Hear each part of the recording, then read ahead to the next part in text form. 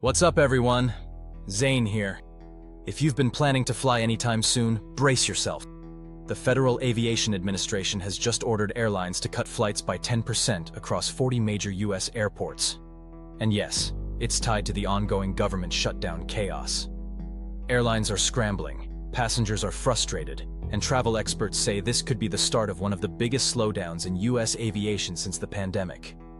But what's really behind this move? Let's break it down. Early this morning, the FAA officially announced a temporary 10% reduction in scheduled flights at dozens of U.S. airports, including major hubs like Chicago O'Hare, Atlanta, Dallas-Fort Worth, and New York's JFK. The agency cited staffing constraints and operational safety concerns as the main reason. But let's be real, this isn't happening in a vacuum.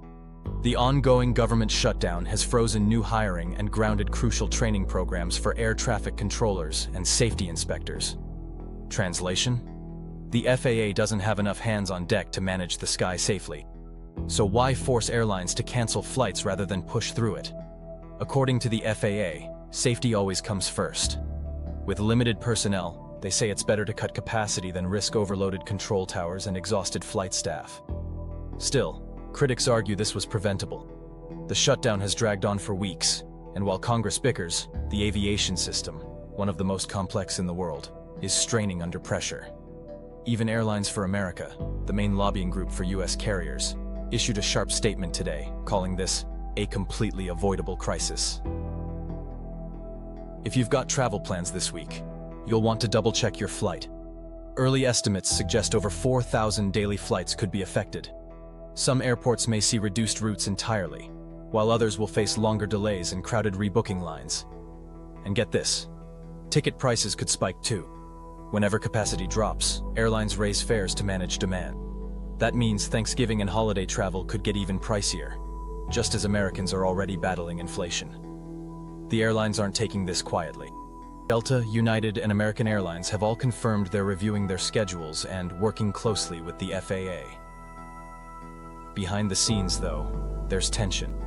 One senior airline executive told Reuters anonymously that the move feels like punishment for something we didn't cause. In other words, airlines are caught between government dysfunction and public frustration, and no one wants to take the blame. This FAA order highlights just how dependent modern travel is on functioning government infrastructure. Air traffic control, safety inspections, training. These all rely on federal funding. So when the shutdown stalls budgets and freezes hiring, the ripple effects go far beyond DC politics. Some experts even warn this could become a national safety issue if it continues for weeks.